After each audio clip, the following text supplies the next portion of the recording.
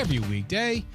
Take that back. Welcome to Fantasy Focus. Again, today's podcast is presented by Geico. You can watch us every weekday at 11 a.m. Eastern Time on ESPN's Twitter, Facebook, and YouTube feeds, as well as the ESPN app.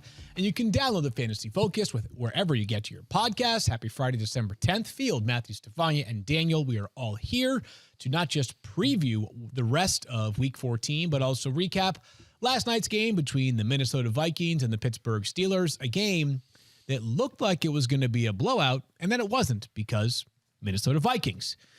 Matthew, good morning to you. That was quite the second half there from the Pittsburgh Steelers. I mean, it was. Yeah. Like, I feel so bad for Vikings fans. Like, even in a win, I feel bad for them because it's like that you're like, you know what? Finally, I get a game off. Finally, I can sit back, relax, maybe talk a little trash to some buddies. And then, of course, Kirk Cousins happens. I put the reason it was close on Kirk Cousins. Okay. I mean, I think partially defense, but the interception obviously kind of was a tipping point. But there were two interceptions. Like the first one was when the Steelers started to get some life back, and then the second one obviously made that kind of a nail biter. Yeah, it was not his best effort. He had a bad game. Kirk Cousins, I don't know what it is, and I like Kirk Cousins. You know this. Like, I'm a fan of Kirk Cousins, but like he struggles in prime time. He was off target on a lot of throws. He made the throw to KJ Osborne was a great throw. But other than that, like, he was bad last night. More on Thursday Night Football coming up in just a bit. We'll also have all the injuries that you need to know. Stephania is, of course, here with all the latest information. We will also do the pressing questions going into Week 14. But there's just a moment here. Sad news, incredibly sad news last night. Anybody here who has followed the show for several years or just follow the NFL knows the name Demaryius Thomas, a 2010 first-round pick out of Georgia Tech, played for the Denver Broncos, finished up his career with the Patriots and the Jets, passed away yesterday at the age of 33. Obviously, incredibly tragic news for a man who many knew because of his football aptitude, but somebody who more importantly overcame a ton in life and was one of the more inspiring characters and people that you'll find over the past decade or so in the NFL.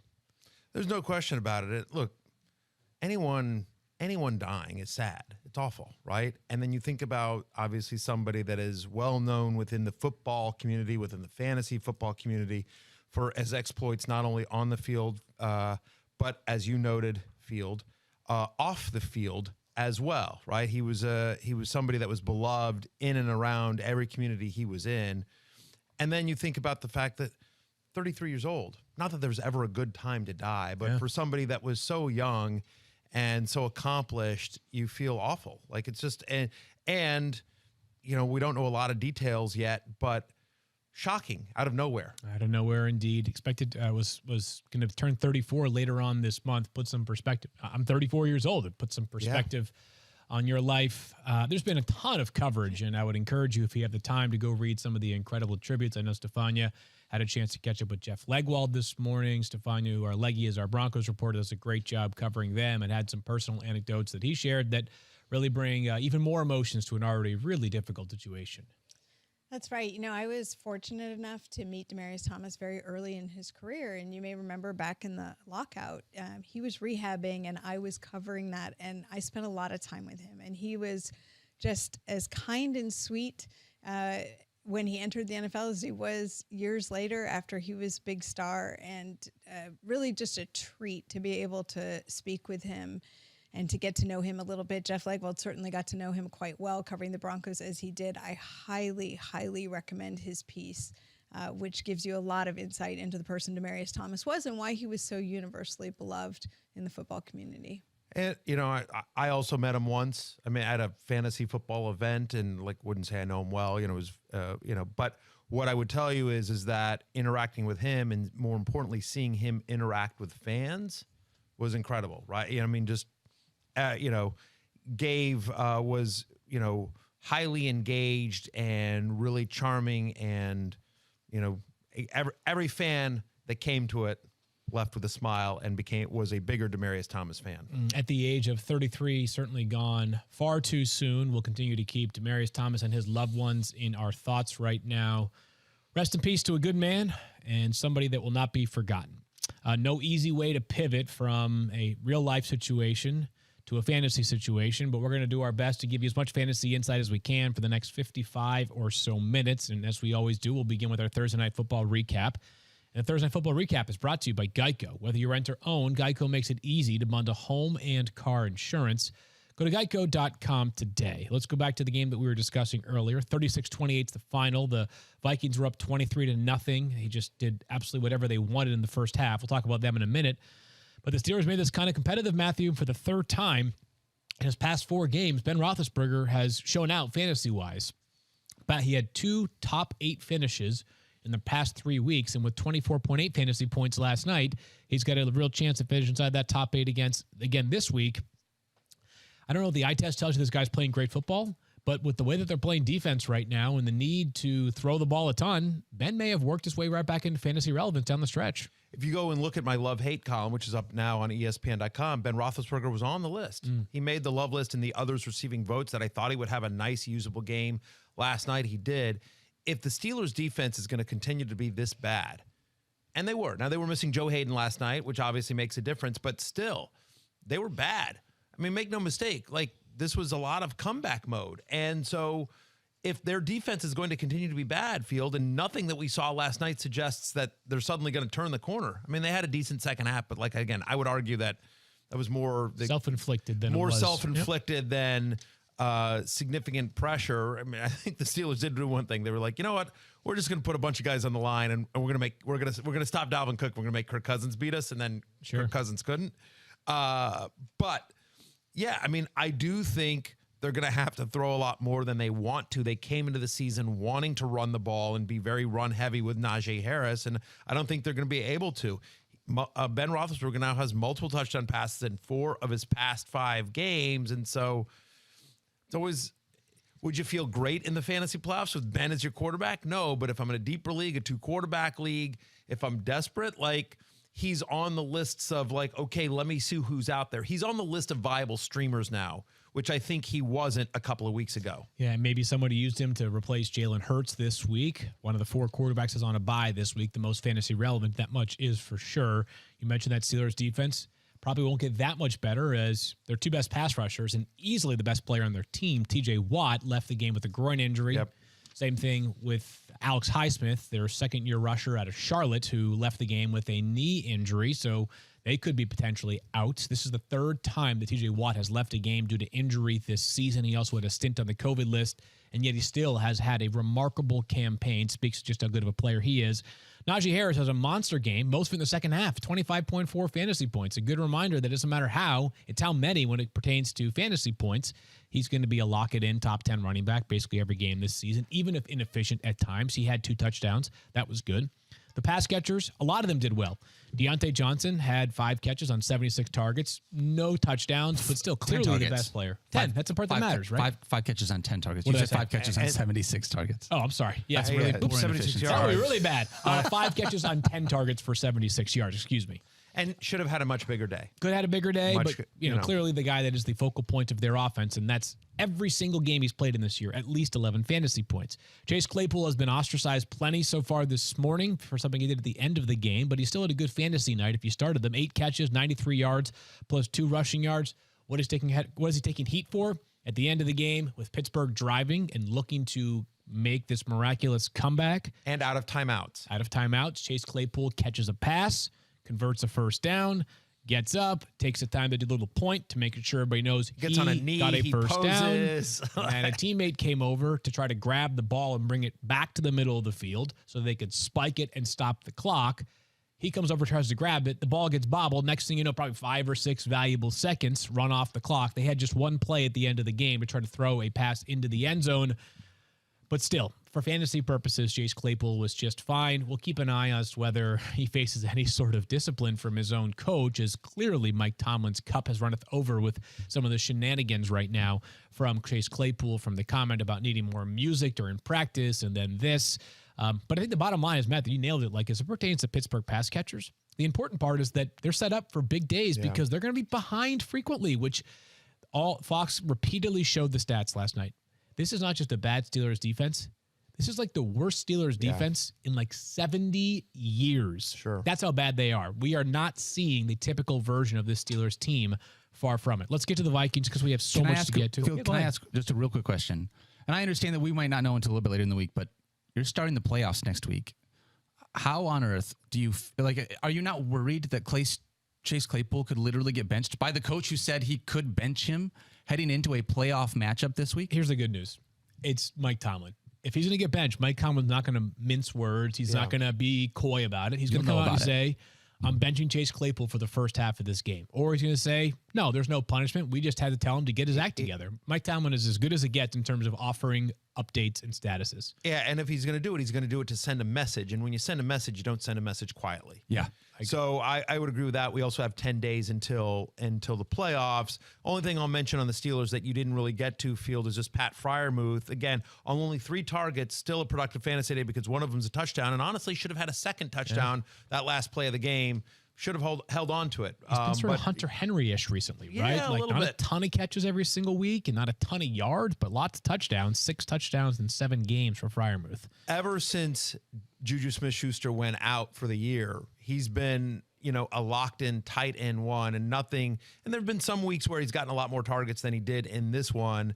But 6 touchdowns in 7 games since their week 7 bye for the man they call Muth. Let's get to the Vikings, and we'll try to run through this quick. You mentioned that Kirk Cousin struggled last night, completed less than 50% of his passes. He had 2 touchdowns. He had 2 picks, but he left tons of throws out there on the field. I mean, there was one.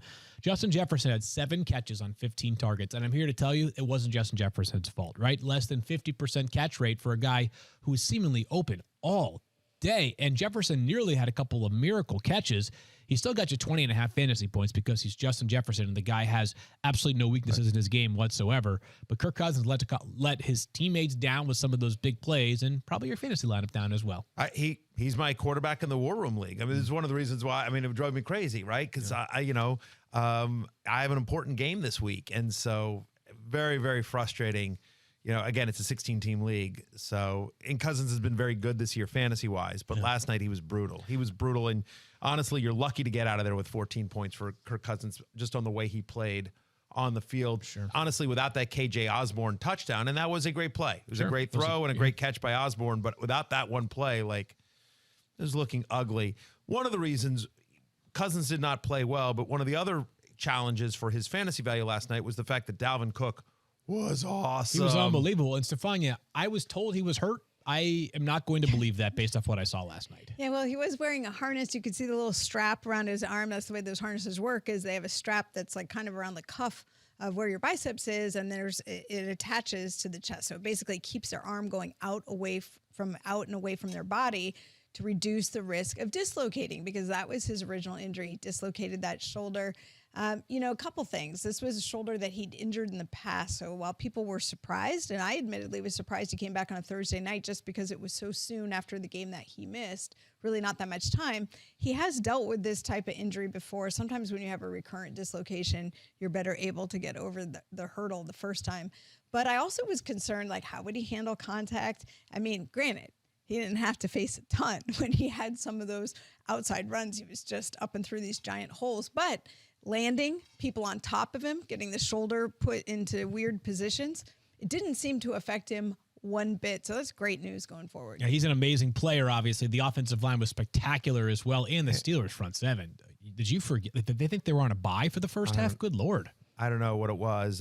They did not play well. They did not show up. But credit to Dalvin Cook. And by the way, hopefully you started Dalvin Cook. I mean, we screamed it from the rooftops, or at least I did on social media. I got so many questions. I did an Instagram live yesterday. I got a ton of questions about it on that. And I kept saying, and I tweeted it out, start Dalvin Cook. It's interesting. Our friend Rich Eisen does a radio show, texted me at about 1:30. And said, hey, I'm sitting here. I've got 4 running backs for 3 spots, and one of them's Dalvin Cook. Do I start Dalvin Cook tonight, or do I start these other guys? And it was like Montgomery and Chuba Hubbard and somebody else, I forget. And I texted him back and said, absolutely start Dalvin Cook. And the only reason I'm bringing this up is because he put it on the air, and then he tweeted out the video of it. Apparently, he texted me and 2 other fantasy analysts. Okay. And said sent us all 3 the same question. He made a bit of it. And then we all sent our responses to him, privately. We texted him privately. And then he said, do you mind if I read this on the air? And I'm like, yeah, I don't care. Knock yourself out. I'm giving you the same advice I've given publicly. Start Dalvin Cook and Alexander Mattison, super, super risky. Anyway, so he read all 3 of our responses, and I'm not going to. Anyway, all 3 of our responses were different. Okay. And so I'll just say that. And so it was it was very interesting. Only so one, I texted Richard, like, please tell me you started Dalvin Cook, because on the show, and this is the clip that show account tweeted out, he debated back and forth, because one of the other pieces of advice, he was like, they're probably just activating Dalvin Cook as a decoy. He's just like, and so anyway. The only point of clarity I have, did you refer to Rich Eisen as the host of a radio show? Is that what comes to mind for you when you think of Rich Eisen? Well, he was doing a radio show. I mean, Okay, Rich Eisen's the face of the NFL Network. He's an ESPN he's a former legend, colleague. obviously. He's an ESPN legend. Yeah, he does a radio show as well. Yeah, it's a great radio show. He has a TV show that's a podcast. He's the host of the NFL Network. He hosts the NFL Draft. He is a broadcasting legend. He is a wonderful human being, by the way. Like, I've gotten to know him personally over the years. He's an awesome human being. I've been a guest on his show multiple times. Love Rich Eisen. Okay. So, and the only reason I'm bringing it up is just because I thought it was.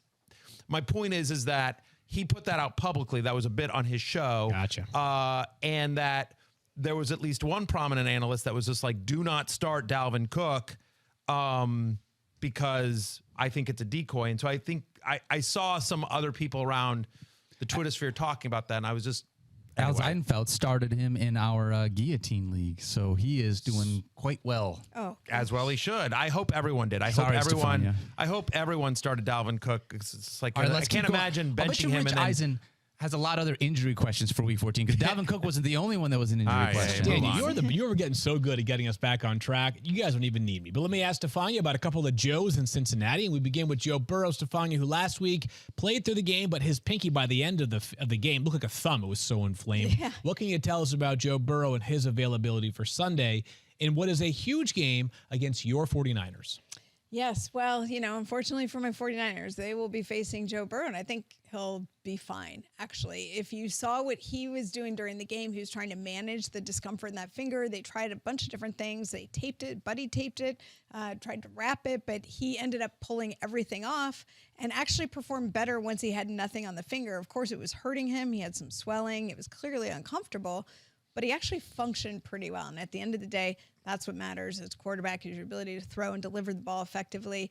He has been in practice, and he's going to play. So, look, 49ers, get ready. 49ers, get ready. And our rankings are reflective, by the way, of him playing and presuming, I shouldn't say no limitations, but normal functionality or close to it. We've all got him right outside of our top 10, Matthew at 11, me at 13. The other Joe? Made my love list as well. I think he plays, and I think he plays well, and I think the way you beat San Francisco is by throwing deep. Joe Burrow, Ben Baby just tweeted out, Joe Burrow is at practice this morning along with T. Higgins, and there's one player who was notably not at practice this morning. And that is, of course, Stephania, Joe Mixon. Mixon, who has been dealing with an illness, and today was the big day. We were waiting to see if, after not being available, he would be practicing today. So, Daniel, thank you. That news is very timely, because now it's certainly makes you concerned that he will not be available for the weekend. Now, we'll keep an eye on this one. It's a non-COVID illness. We have seen players. It can always change at the last minute, but it's certainly What's Ben Baby's Twitter handle? Is it still? Yeah, official Joe Mixon status account. No, that's like the name of it. That's the name of it, right? Not the actual handle. I think Ben but follow Ben Baby, because Ben will get you all the Joe Mixon news you need. Money in the bank. Yes. By the way, Joe Mixon is the starting running back of my War Room League team. And by the way, I have Damian Harris and Ramondre Stevenson on bye this week, and I already had Kirk Cousins playing last night, and didn't do well. Wow, that's so sad, I'm just saying. I'm just saying. It's a 16-team league. It's not like there's tons of depth out there. You understand what I'm saying? I know. Yeah. Okay. I hate all of you. I hate all of you. LL Cool J, he's a podcast host. He texted me a couple of days ago. LL Cool J. And he asked me whether or not I should start Joe Mixon. Sure. Yeah. And he also texted a couple other notable analysts, Ed Eck, and fantasy analysts. Who else? Who was the other one again, Daniel? LL Cool J. Who was it? Who was the other fantasy analyst? It wasn't. I think it was Ken Dobby. I think was the other one. Yeah, Ken and Ed Eck. And I was like, yeah, you should I start him. just love that you should chose start him. LL Cool J. Well, he's a That's so good. notable Going podcast host, old right? school, Yeah. right? I don't believe I said notable. I just talked Oh, he about the wasn't fact that not Rich even a was doing notable his radio radio host. show. Okay. People want to hear about injuries. There's football. I did not. Is there- Field let us off straight I know. that time. I That's love not all me. of you. I know. I don't It's get a not your demerit on fault. that one. It's not your fault. Thank Yeah, you. you sort of do though, because it was because of you that he went there. My fantasy team. Wow. Oh yeah, it is your fault. Hey, It is all my right. fault. Let's talk All about right, Alvin Stefano, let's Kamara. talk I'm about happy to go Alvin Kamara. home. Can I go home? No, not yet. No. Favor. Yeah. Let's talk about Alvin Kamara. I'd Alvin like to get Kamara. online and find a replacement for Joe Alvin Mixon. Kamara. Yeah. If you had him in your lineup, you'd be happy because it looks Sure. like Alvin Kamara is going to return. Alvin Kamara fully participating in practice. This is good. It's really good news. And look to have Alvin Kamara on the field, especially because we don't know what the status will be of Mark Ingram, who was placed on the reserve COVID-19 list this week. So we shall see, but not looking great. And Ty Montgomery added to the list yesterday, so it's probably going to be Alvin Kamara and Tony Jones will be your running backs. Just going to say, Stefania, like they have no choice. That they may have to play Alvin Kamara no matter what because they are so thinned out right now in terms of skill players that But are he's available. ready. He's ready. I mean, Sure, that's the good news is like you'd be worried, right, if we hadn't seen much of him. But last week he was limited and we thought he had a shot. And this week, full practicing. So you feel a lot better about it. We've got him ranked inside our top 3 across the board at ESPN. Good matchup against the Jets, who themselves have been a little bit up and down defensively after a strong start, not so good recently. Tony Pollard's one that kind of caught our eye this week, Stefania. He had a 58-yard touchdown run the last time we saw them play, and it was beautiful. And it turns out it was also very costly. Yeah, Ed Werder reported last night that Tony Pollard told him he partially tore the plantar fascia in his left foot on that run. I mean, this is a super painful injury. Remember, we were talking about Taysom Hill coming back and playing after he missed a game due to that partially torn plantar fascia in his foot, and the whole thing was he couldn't run.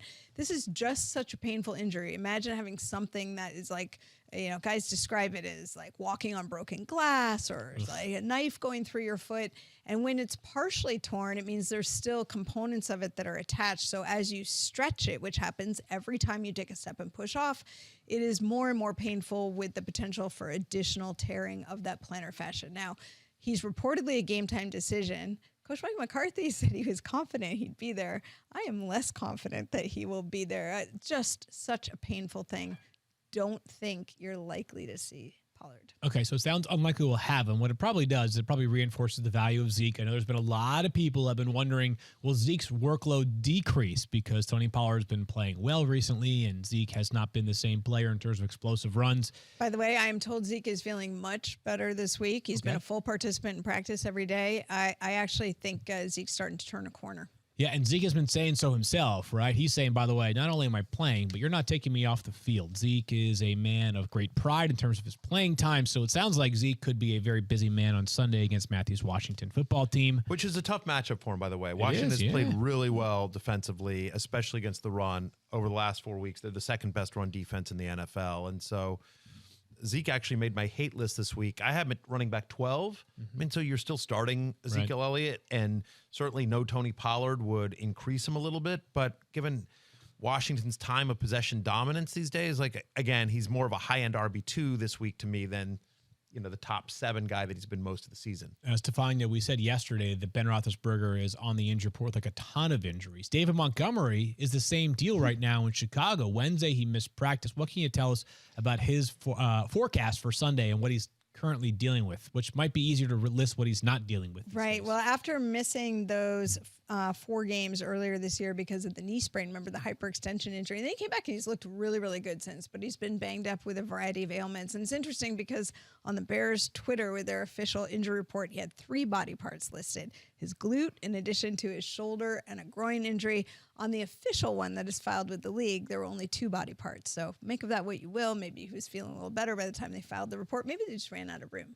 But technically, they are supposed to list all the body parts. And either way, I do think that you're likely to see David Montgomery. It doesn't sound like there's a lot of concern that he will miss the game, but more of the manage him during the week so he can be available on the weekend. Sense I get as well. There are 4 teams left on a bye, but because so much of the league has already had a bye, right now is the time of the year that if you have David Montgomery, you should be rostering Khalil Herbert anyways because he'd be the next man up, and same thing goes with Saquon Barkley and Devontae Booker and all those players. We'll get into more and more of those throughout the rest of the show. We've talked about this. We talked about this last week. We talked about it this week.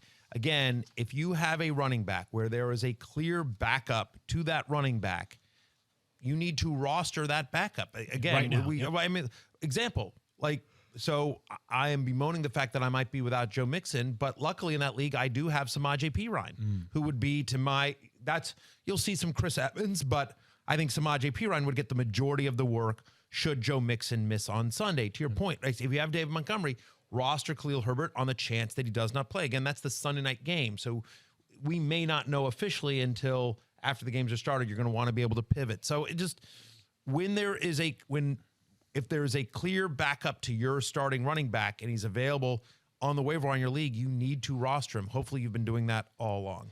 Stephania, your 49ers have got a bunch of injuries to running backs. They signed Brian Hill this week to the practice squad. But what can you tell us about Elijah Mitchell? This is the big one here because he's been so good and so busy for them recently. Well, if you remember late in the game, he had an injury where he went to the ground. He came off the field. He was evaluated for a concussion. He was cleared to return, did return to that game, but then developed symptoms post-game at some point because he was added into the concussion protocol this week. And as a result, he has not practiced since. So I think as of right now, it's certainly not looking promising.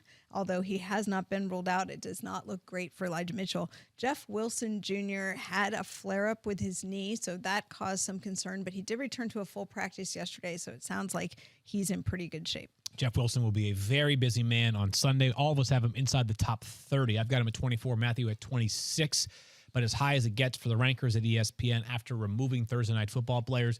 We'll see some JaMychal Hasty. We could see some Brian Hill as well. He was the guy that was signed this week, could be activated from the practice squad. And by the way, Cincinnati, over the last 4 weeks, there's been no team in the NFL that's allowed fewer rushing yards per game than the Cincinnati Bengals. Huh?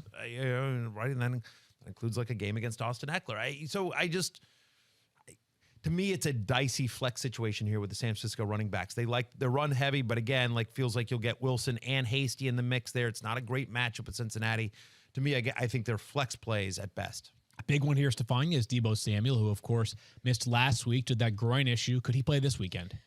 I don't think we know yet. This one's really iffy to me. Even though he's been listed as a non-participant in practice, he's been doing quite a bit of work on the side. He's been doing some running, and yesterday he was actually out there, brought his helmet with him, and he was in uniform. He ended up still listed as a non-participant in practice, but it feels like he's close. Now, of course, the 49ers have experience with returning players only to see them go out again with injuries that compromise them for longer periods of time. And Deebo Samuel's been one of those players. So I know they're very concerned about this, but they may also be, at the brink of saving their chance to go into the postseason. So we shall see what they do with Deebo Samuel. If last week is any indication, the player that stands to benefit the most is George Kittle, who had an incredible game. He had the most fantasy points of any player at any position last week. So if Deebo Samuel is unavailable, fire up George Kittle, as you always do in your season-long leagues, but perhaps consider him in daily fantasy as well. We know, Stephania, the Chargers are facing the possibility of both of their top wide receivers being unavailable on Sunday, but how likely is it that they have either of them against the Giants? Yeah, we really don't know. It's just one of these things with Keenan Allen, again, a vaccinated player, where you're waiting on these 2 consecutive tests. You need to be asymptomatic and test negative for 2 consecutive days, 24 hours apart, in order to be eligible to return. With him going on the list on Monday, you would think there's enough time, but again, their status hasn't changed as of right now. It almost sounds to me like Keenan Allen's the longer shot than Mike Williams, right? I mean, we have seen players return. TJ Watt's a good recent example of guys that have come back after testing positive that week as a vaccinated player, but we've also seen a lot of guys miss closer to 10 days. Nick Chubb was an example of a player who had to miss a game as a result of it. Just a reminder that illness is one of those things that affects people so differently, right? Yep. And it's sort of all over the map. And now we're seeing, look, the Saints have a player in Cam Jordan who has the Iron Man streak never for missed games played, never missed a game. Might miss this week because of COVID. Same situation. So, the illness, it's all over the map in terms of how it affects people, but the rules for being eligible to return are the same. Yeah, and just on Amari Cooper, he was an unvaccinated player, so a little bit different circumstances there. But still, we have seen guys miss time and also come back and not be their normal selves right away. Well, I mean, so, right, two things. Number one is, from what I understand, Mike Williams is also an unvaccinated player. Right, but he did not test positive. No, I understand, but I'm just a lot of details here. And then, right, so Keenan Allen is, so we'll see. But the other thing is my point is that even after my point in just bringing up Amari Cooper in that particular instance was not only did he miss 2 games, but in the game in which he had been cleared and came back to play was that Thursday night game against the Saints, and he didn't play very much. Right. You know, it didn't look like he was fully up to speed. Right? Yeah. You know, he had been quite ill. Yeah. And I think that was the thing. We had a hint because Mike McCarthy even said he was still dealing with a cough and his lungs weren't fully back. And there are several players who have talked about when they've had significant symptoms, the difficulty in returning their conditioning. Yeah, the difference in Mike Williams being that he is unvaccinated. He's also not positive so he is the close he contact. Tested negative, right? He was a close contact. He continues to test negative. So you would think that if he does play on Sunday, he would be playing close to his usual snap share, close to it at the very least, given the fact that he has not tested positive for the virus. Jalen Guyton and Josh Palmer are both available in over 90% of leagues. I think we all agree, like, there's a chance that Jalen Guyton could have another big day if either of these players are unavailable. I also think that we'll have a much better sense on Sunday morning, so I'd encourage you to watch Fantasy Football Now back on our normal home, ESPN2 at 10 a.m. Eastern Time, all the way up until 1 p.m. kickoffs. Stephania, Rich Bisaccia, the Raiders interim head coach, called Darren Waller last week to week. He started off this week by calling him day to day. How would you categorize him? Still not practicing. Yeah. I think that's the most important thing, is that we just haven't seen him. And while they may be calling him day to day, his status really remains unchanged. And so unless there's a surprise in Friday practice, I think it's not looking great as of right now. So that would mean Foster Moreau back into your lineup, Matthew. You got him at tight end 11. Thoughts on Foster Moreau this week? Yeah, you know what? I think he'll be okay. Mm-hmm. You know what I mean? But like, he's had 2 games as a starter. Yeah. He had 1 game, which was awesome. Yep. 6 for 60 and a touchdown against the Eagles. Almost every tight end against the Eagles does well. Then last week in his first game as starter, didn't do very much. Yeah. Honestly, I think this is a big Hunter Renfrow game. Okay. And so could Moreau catch a touchdown? Sure. Again, I am at 11. I think he will? Yeah, I do. Board bet? Sure, why not? All right. I say Foster Moreau will not catch a touchdown on Sunday. I say Foster Moreau will catch a touchdown on Sunday. Put it on the board. Put it on the board. How many am I winning the board bets by? I got a feeling he almost had another one last week. I got a feeling on this one. I'm not quite leghorning it. Right, fair enough. But I'm thinking about it. Would not surprise me. Would not be shocked. I don't feel super strongly that there's no way he's getting in the end zone. Again, I ranked him 11. I think he's a low end tight end 1, high end tight end 2 streamer. He's fine. I just, we don't have a large. I like Foster Moreau. He ain't Darren Waller. It feels like that offense is going to, for this game against the Chiefs, it feels like that offense is going to go through Hunter Renfrow and Josh Jacobs. Those are the guys who are touching the ball the most on Sunday. But to your point, no Kenyon Drake, and no Darren Waller. And so could Moreau get a few more looks? Certainly could. I don't have a great feel for it. Yeah, I don't know either. I just felt like making a board bet.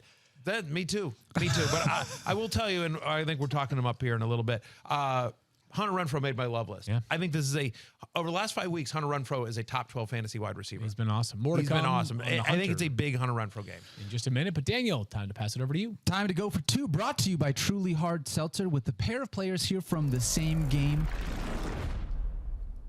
And Stephania, we are going to go first to the New York Jets, where Elijah Moore has been looking nice. However, it's questionable to play. What's the latest on Elijah Moore? Yeah, he's got a quad strain, and Robert Saleh said they were hopeful. That's the word that he used, that he would be able to go on Sunday, and kind of said earlier in the week that they would know more as the week went on. He remains out of practice, so there's not a lot to go on. But so far, he has not taken the field yet. Judging from the comments, it doesn't sound like the injury was that serious, and Friday could be a big day. How about this? Sounds like there's a chance the Jets could be without Corey Davis and Elijah Moore. The Saints could be without their entire offense other than Alvin Kamara. This could be one of those you're just down and desperate for a player in this game, Matthew. Would you choose any Jets wide receiver if Elijah Moore sits out? Are you firing up Jamison Crowder for the rest of the I do think Jamison Crowder could be okay, right? So he plays out of the slot, which means he would avoid Marshawn Lattimore. for much of the time. They're going to have to move the ball somehow. I don't think they're going to have a ton of success running the ball against the New Orleans Saints, right? I mean, the Saints run defense has taken some hits recently. But yes, I do actually think that Jamison Crowder would be a volume-based upside wide receiver 3 if Elijah Moore sits. I agree with that. You know what I mean? Like, the Saints defense is still pretty stingy, but I hear you. But they've struggled more against Thirsty Kyle. Keep me honest in this, but I believe they have struggled a lot more against the slot than they have perimeter wide receivers. Again, Lattimore doesn't really shadow in the slot, so I think he'll look to, you'll see like Keelan Cole on the perimeter. Give me some Jamison Crowder this week, especially if Elijah Moore sits. You know who I love this week? Who do you love this week? I love Taysom Hill, Matthew. Yeah, you love course. him as well. I've got him at quarterback 2 this week. He might have 100 rushing yards and a rushing touchdown. What do you think? Yeah, I mean, like I'm at 4.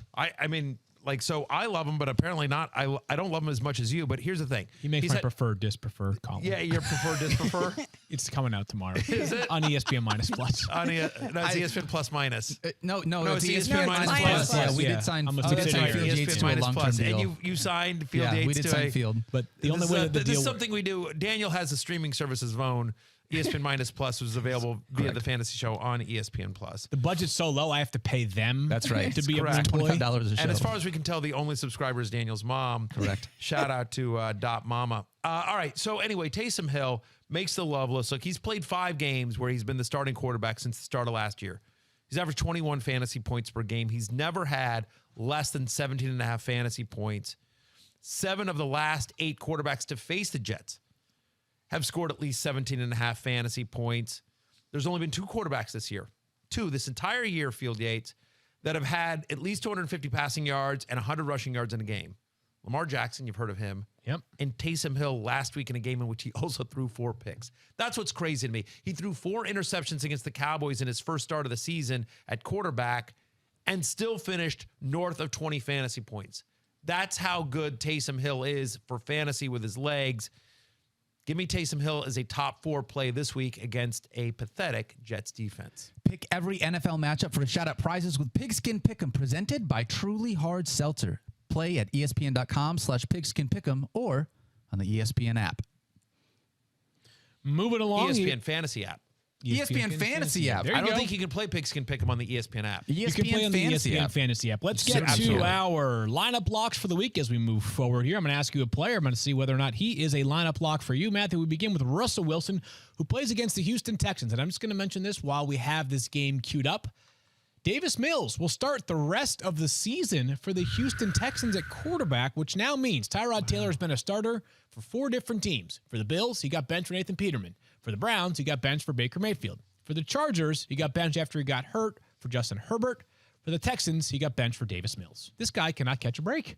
No. It's unbelievable. No, it's tough. I mean, and he got injured this year as well. This one appears to be performance-based or future-based. I think this is more about the future. He's certainly better than the Davis Texans, Mills. it ain't their year. Let's see what we have in Davis Mills. Let's get him some reps. So I agree with you. We like Tyrod Taylor and hope he finds a new home. But let's talk about this game specifically. I do not think Russell Wilson is a lineup lock. Okay. I don't think, but I am starting him. He does make the love list this week. What was encouraging to me is what he looked like last week. To the eye test, he looked much closer to the Russell Wilson we've come to know and love than the guy that was just sort of muddling through this finger injury. First 3 games after he came back after the finger injury, he was completing 55% of his passes. Last week, 81%. Texans, obviously, is a defense that have struggled significantly, and they're the bottom half of the NFL in terms of pass defense over the last 4 weeks. They're bottom 7 in adjusted completion percentage and yards per pass attempt, if you want to sort of get super nerdy there. But a bunch of stats to tell you what you know from the eye test. The Texans defense is not good. Russell Wilson looking a lot better. I am as a top 12 play this week. Can I ask? Go ahead. You go, Daniel. Go. Yeah, I want to ask you a follow-up question to that, Matthew, because obviously if Russell Wilson is on the love list, do you have the same kind of confidence in his wide receivers? Because while Tyler Lockett has done all right without him, DK Metcalf has certainly looked like a different player the last couple weeks. He has no doubt looked like a different player. Some of that is on him. Some of that is on Russell Wilson. Some of that is on game flow. It is worth noting 3 of the last 4 games since Russell Wilson's come back, he's gotten at least 8 targets. So at least he's getting some looks here. I'm a wide receiver 21, so I'm just outside my top 20. Obviously, a high-end wide receiver 3. Did have that 33-yard catch last week against the Niners, which was encouraging. He's playing Houston, sort of something's got to give. But if you're asking me to pick between pick one Seattle Seahawks wide receiver, give me Tyler Lockett in this game. I actually have Lockett ranked higher than DK Metcalf. I'm at 18. I'm the highest on Tyler Lockett of any of the ESPN rankers. Look, first off, he's outproduced DK Metcalf in 3 straight games. Okay. And in wins so far this year, in games in which the Seattle Seahawks have won, Tyler Lockett is averaging 19.6 fantasy points per game. Seahawks are, a touchdown favorite in this game, if not more. Give me Tyler Lockett as a top 20 play. He also makes the love list this week. By the way, to reiterate one more time, I do believe that Russell Wilson has a big game. I've got a sneaky feeling on this one. I'm not, again, no foghorn leghorn stuff, but I do think he has a big game on Sunday. How about DJ Moore, Matthew, who comes off of his bye, but the prior game that we saw, Cam Newton had his worst game as a passer ever, 5 for 21, but the matchup against Atlanta is not one that scares you. It's not one that scares you, but by the way, you think back to week 8 at Atlanta against these same Falcons in a dome, in a more friendly environment, in a game in which Christian McCaffrey was active, right? And so, I'm sorry, in a game in which Christian McCaffrey was not active, right. He had 4 catches for 59 yards on 8 targets. He 4 for 59. Same Falcons team, same struggling defense. Again, no Christian McCaffrey, 4 for 59. The last time we saw Cam Newton, he got benched in game because of his play for PJ Walker.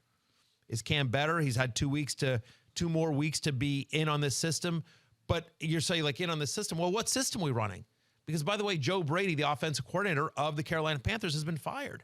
Matt Rule wants to run more. That was the rumor that has come out of Carolina, that the reason Joe Brady was fired is because he did not feel like Matt Rule, the head coach of the Panthers, said, we're not calling enough running plays. Well, that ain't great for DJ Moore's fantasy value. I mean, since week 4, DJ Moore is wide receiver 37 on a points per game basis. He's had 1 game with more than 75 yards. Now, he's a super talented player. He's always got a chance to take it to the house. You playing against him? You're not scared. I'm not playing against him this week, so, he doesn't have that going for him. You're not scared about the Falcons defense, right? They're a bottom 3 pass defense the last 4 weeks. But for me to sit here and say he's a lineup lock, absolutely not. I will tell you that I have DJ Moore at 24. I'm as a mid-tier wide receiver 3. So not again, because lineup lock. it's a we don't know what kind of Cam we're going to get. We don't know what this offense looks like without Joe Brady. We don't know how much they're even going to throw. So, again, DJ Moore, there's nothing other than just this kid's a talented guy. There's nothing that's in recent history that suggests DJ Moore is going to have a monster game. Moving on here. No, I hear you. I hear you. Yeah, I've got him inside my top 20, but still. You have him at 13. I love DJ Moore. Yeah. So you have him at 13. I'm at 24. I say DJ Moore is not a top 17 fantasy wide receiver this week. So 13, and you have him at 24. Yeah. 8. No, that's not even close. I went to your side. No, because you went 13 to 24. So I'm going slots. Up. I'm going up 7 spots. He's coming down 4 spots. Right. How is that a bad bet for him? I'm actually going. I'm favoring it. I see what you're saying. No, you're right. He has him at 13, and I'm saying I don't think he's a top 17. So he's only going down 4 spots. Correct. I'm the stupid idiot. I'm going up. Right. Yeah. I'm saying I have him at wide receiver 24, and I'm giving up 7 spots. Stephania, can you help here? No, I'm trying not to pay attention. Okay. To this banter. Think about this. Is that if I have if we're going to meet in the middle, right? Sure. That would be 18.5. Okay. You want to do 18.5? Okay. Right, that's correct. Because that gives me extra spots. You're trying to be Mr. Generous here and making the bet more skewed in your favor. You are the stupid idiot. I'm not the stupid idiot. Yeah, but in fairness to me, that's because I'm legitimately a stupid idiot, not because I was trying to be you just used so many words. I got confused by what was happening. So funny. Field just calmly pointed out how you were trying to. You're absolutely right. I was legitimately was. First off, I'm not on a lot of sleep, but I legitimately thought I was. Okay, and I'm not bright. It all. I'm also not bright. Listen, I was texting with with Rich Eisen, a radio host, and who else? gosh. Howard Stern, a fellow radio host, until what time last night? I mean, that was a late night for you. No, listen. All I'm saying is, I'm copying to this. But I'm just telling you, I legitimately was trying to make the bet somewhat favorable to you. I was not trying to weasel my way into. I will take 18.5. I'm fine with that. I say DJ Moore finishes 19 or lower this week. Okay. Wow, this is the most painful board bet on record. I was going to say, I say DJ Moore finishes inside a top 19 wide receiver this week. Put it on the board. Put it on the board. That was the worst. If you guys Lord, can't do that was better awful. on board bets, they're We'll done work for on the it, year. Stephania. I'm sorry. All right, we got to keep moving here. Two more running backs. Are they still lineup locks? Saquon Barkley, who plays against the Chargers. Stephania, do we think he plays on Sunday against the Chargers? Yes, we do. You know, he's got the ankle issue, and I think that's going to be something he's going to contend with all season. Jordan Raanan has observed that his ankle's been heavily taped, but he is out there practicing and seems to be moving well despite the tape job, maybe because of it. But Saquon even putting in some extra work to catch passes after practice because he was upset with the drops he's had recently. So, yes, I expect Saquon to play. Matthew, do you expect him to be inside your lineup this weekend?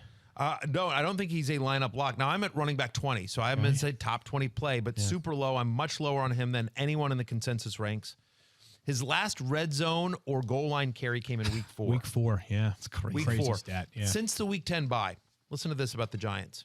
They're last in offensive touchdowns per game. They're 31st in average drive distance. They're 29th in 3-and-out rate. Saquon Barkley has 2 games this year. 2 games this year with 75 or more yards from scrimmage. 2 games with 75 or more scrimmage yards. He's had 16 receptions for the past 3 weeks. So you're like, okay, that's good. He's getting you 5-6 receptions a game. They've gained 63 yards. 16 for 63. He's averaging under 4 yards per reception. So it's maybe some dink and dunk thing. We've seen a big play here or there, but this offense looks absolutely brutal. I get it. The Chargers sort of a run funnel defense, but they played a lot better run defense last week as well. I don't know who's going to be quarterback for the Giants as of right now. It might be Mike Glennon. Is going to definitely be in Mike Glennon. I know there was talk about Jake Fromm. Yeah. Huh? The expectation is Mike Glennon. Right now, the expectation is Mike Glennon. But either way, whether it's Glennon or Jake Fromm, you're this game is in Los Angeles at the Chargers. One more here. You love yourself some Saquon Barkley. Not really. I mean, rankings, yes, but that's more reflective of how bad the running backs are. Clyde Edwards-Helaire, Matthew, let's wrap this up because we got to keep things moving here. He is a lineup lock for you, yay or nay? CEH against the Raiders. No, not a lineup lock at all. Interesting. I'm at 19. Yeah. Look, he's had 1 game this year with more than 15 carries. Feels like a true time split with Darrell Williams, right? Raiders are, I get it. Antonio Gibson ran all over the Raiders last week, but I think this is a big Patrick Mahomes game. I think Mahomes made my love list. I think Mahomes has a monster game here against the Raiders. I think it's a big Tyreek, Kelsey, Mahomes game. I think you'll see CEH and Darrell Williams split the running back touches, and so you're hoping he gets in the end zone. I'm inside my top 20, but again, I don't think he's a lineup lock. I think this just depends. Again, and this is not necessarily, I'm not saying bench any of these guys. Right. It's just whether they're set it and forget it no-brainers. Yep, that is the theme. I don't think any of these guys are, with the exception of Tyler Lockett, I don't think any of these guys are, you must absolutely start them. All these other guys are, it depends on what other options you are. Check the rankings. The phrasing here is that these players are likely still in your lineup, but they are not lineup locks, especially if you have done good things on the waiver wire or through trades throughout this season. All right, Daniel, a couple of Week 14 loves brought to you by Captain Morgan, bench pouring drinks, and sub in the captain on game day. Captain Morgan, the official spice rum of the NFL. We're going to talk about Javonte Williams in just a minute here. But Stephania, we can't talk about him without asking about Melvin Gordon and whether you think he'll be available on Sunday with a hip issue. Yeah, it's interesting. He's still limited in practice. Sounds like he's pushing to play. I think the fact is if he plays, they will continue to split the workload. Now, that may be dictated by how well he's able to perform if he's in the game. He's still just not quite himself. Melvin Gordon's tough, and he, certainly if you're Melvin Gordon and you're looking at Javonte Williams and what he's doing, you'd like to be out there and making sure you're getting your share of carries. But it really comes down to whether he's active or not. I don't think Denver will actively take the work away from him if he's able to play in the game. Yeah, and Melvin is aware of what's taking place right now. He had some comments a couple of days ago, like he knows what's going on. He also knows that a lot of the affinity for Javonte Williams is not just people that root for the Broncos. He knows there's a big fantasy football angle here as Javonte's popularity has soared, as his fantasy stock has soared as well. If he does not play, though, Matthew, we think that Javonte Williams is due for a massive game. He would be inside everybody's must-start running backs list. If he does play, though, is Javonte Williams a must-start or no? Yes, still. A little bit of just sort of common sense. Like, I don't know how you put the toothpaste back in the bottle. Like, I get it. Melvin Gordon is not going to completely lose his job. But I also don't know if you're Vic Fangio and you're Pat Shurmur and you're trying to keep your season alive. I don't know how you look at your team and you say, you know what the Denver Broncos need? Less of Javonte Williams. Like, I don't know how you see what he did Sunday night and say, yeah, that's what we need, less of that. I mean, he was a monster, obviously, right? He's the only running back so far this year with 100 or more rushing yards and 75 or more receiving yards in the same game. Worth noting that in 3 of the past 4 games, again, games in which Melvin Gordon was active, other than last Sunday night, he's had 110 scrimmage yards in 3 of the past 4. And so when you think about this matchup with the currently 1-0 on their recent win streak Detroit Lions. Undefeated this month. Undefeated in the month of to be clear. December. Yep. Detroit Lions, they have still struggled defensively, even though they're red hot off their win. They're bottom 5 of the NFL in terms of fantasy points and rushing yards allowed to opposing running backs this year. So I have Javonte Williams at 10, but I have Melvin Gordon at 27. In other words, I've ranked Melvin Gordon. I'm assuming Melvin Gordon plays in this game. I still have Javonte Williams as a top 10 play, given his talent and the matchup with Detroit. Yeah, you know. Just a real quick question. Matthew, you said you couldn't put the toothpaste back in the bottle, and I'm curious, at the advent of toothpaste, obviously, did it come in bottles like that? Yes. It did. It was like, it was jars. It was like jars. It was jars of toothpaste. You took the horse and buggy down to the store. You gave the shopkeeper a penny. Yeah. And yeah, he sort of squirted it into it. Into a little bottle jar thing. Like a glass. Okay. cup Yeah. for Okay. you. What do you use? Like, I know the denture toothpaste is different than regular. But Wow. what do you buy? That it was in? mean. I'm taking shrapnel from Yeah, all that was sides over terrible. here. Mine was Really because you mean. said something silly. Field was just like, hey, you know how you're old? No, you told me the answer. I don't know. I know. Is it- Every joke is some version of I'm old. Like, I get it. Well, yeah, I mean, yeah, It's it's still funny. You laughed. Hey, speaking Yeah, about funny things, though, you were talking earlier in the show how badly you want to talk about Hunter Renfrow. He's also old, right? He looks like he's No. 50. Don't let that headshot fool you, man. Yeah, Hunter Renfrow, Matthew, who, no matter that he looks like he's a little bit old, has actually been unbelievable. Has been unbelievable again this season. Again, I love him against the I Chiefs. do, and I mentioned this earlier in the show, but again, over the last 5 weeks, he's the 12th best wide receiver in fantasy. Yeah. He's a top 12 fantasy wide receiver with 17 or more fantasy points in 4 of the past 5. Again, over that stretch, top 12 fantasy wide receiver, at least 7 receptions and 9 targets in 4 of those 5 games. And now he gets the Kansas City Chiefs, who allow the 3rd most yards per reception to the slot. Again, with no Darren Waller, some of this production has coincided with the fact that Darren Waller has been out. Some of it's also coincided with the fact that, by the way, he's a really talented player. He's just a good football player. And credit to Greg Olson, the offensive coordinator of the Las Vegas Raiders, who took over the play calling duties from John Gruden, of finding ways to involve Hunter Renfrow more often. What we've seen is that since John Gruden left the team, we've seen Josh Jacobs involved in the passing game more. We've seen more creative usage for Hunter Renfrow. So, yeah, Hunter is going to be gathering fantasy points. Wow, you just went I there. don't You like it. are. Kevin Pulsifer is furious right now that you just stole that from him for a potential full screen on Sunday. Yeah. A few more injuries to He can get still to. use We it. have some time left over here. Stephania, Julio Jones has been designated to return from IR to practice. He has not yet been activated to the 53-man roster. Have you heard anything, whether it's from Mike Vrabel, Teron Davenport, who covers the Titans for us here at ESPN, or otherwise, to indicate that he will play on Sunday? Yeah, Teron's been watching him closely. In fact, I was just texting with him because he just posted the latest video of Julio Jones working out. And he said that he's definitely increased the intensity of his running and he's looked really sharp.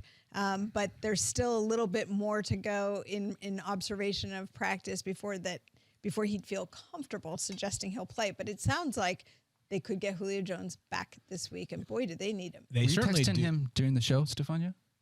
Yes, I was. When there Okay, was if you this can just do whole me a quick favor and just board stay bet. after real quick, and we'll just have it real. Go ahead and keep on going with the show, guys. But if you can just stay after for a second, Stephania. This whole so we can have board a talk. bet that took like 10 minutes, I got like all kinds of intel during that Oh, time. okay, Yeah. good. Got it. Okay. From who? She From just who? I just told From you. who? About who? You know what I mean? Like, I'm not just Julio.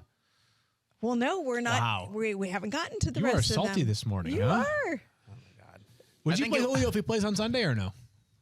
Probably because it's Jacksonville. Okay. Yeah. Me too. I got no I one mean, I else. have him at wide receiver 29, so take that for what it's worth. He's a flex play for me.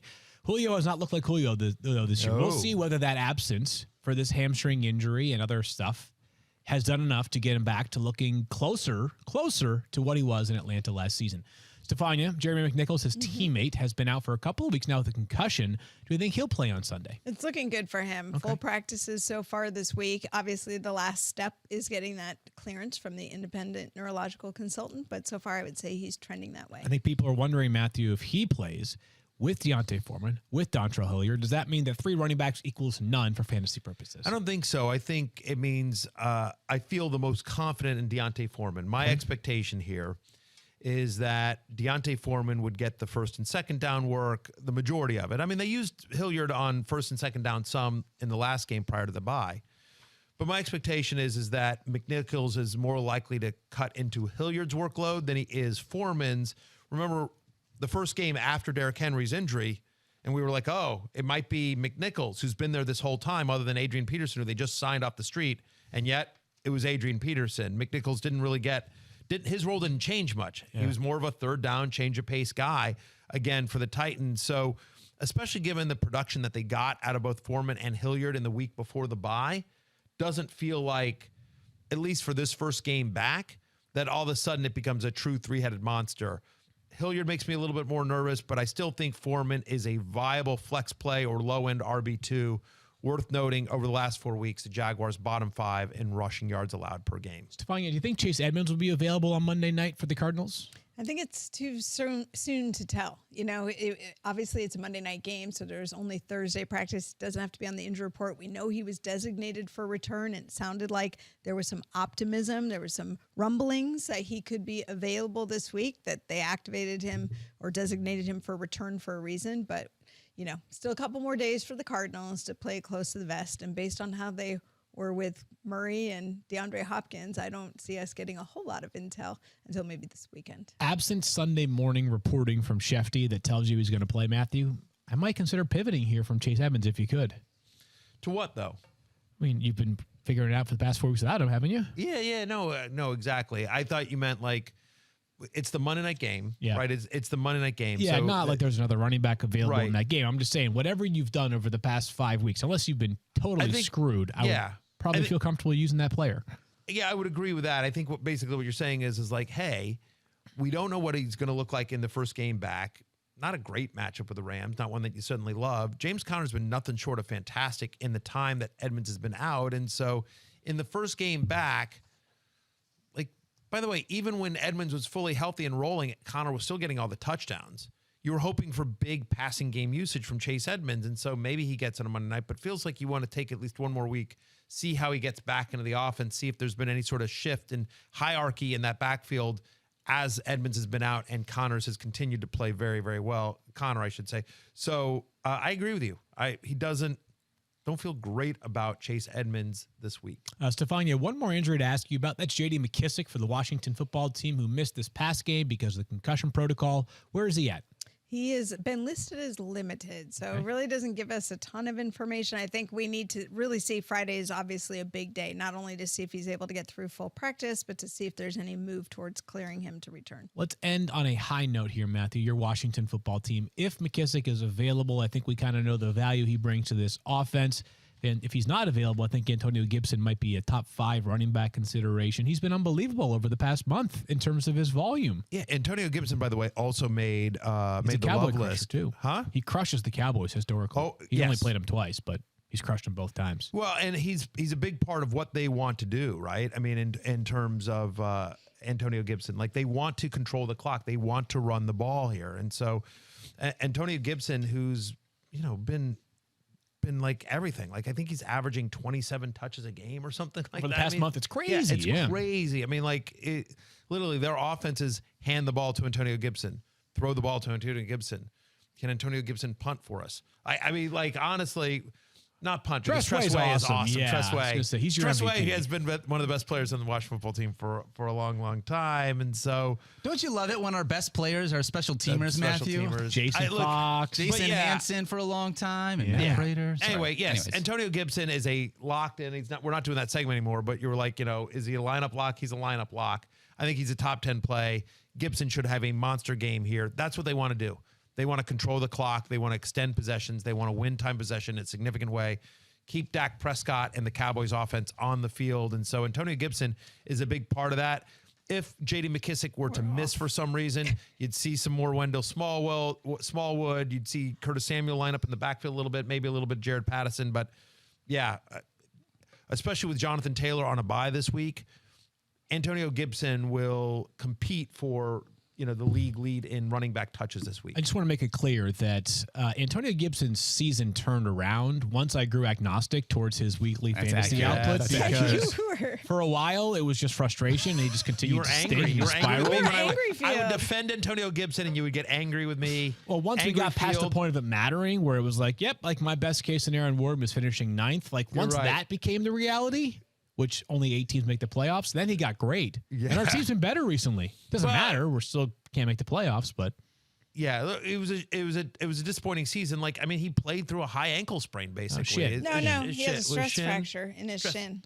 Stress fracture in his shin. Which was Matthew doesn't know the difference between a shin and an ankle, so in his defense. They're both in the leg, guys. Both in the leg. Exactly. I know. But they're below the knee. We're talking about Washington, and I'm talking about texting with people. It sounds like John Keim is telling me Ricky Seals-Jones will play. Oh, good. Wow. All right. Stuff right there. There you go. Tight end. By the way, I had to put my computer on. I can't believe it's Fun Shirt Friday. You guys didn't even talk about my shirt. Oh, such a fun shirt. I didn't even see it. That's a great shirt. What I didn't does the see top it say? because you had your Oh, computer the up. more you know. Yes, the more you know. This kit was some of our V Foundation auction winners when they came to visit us, a couple years ago.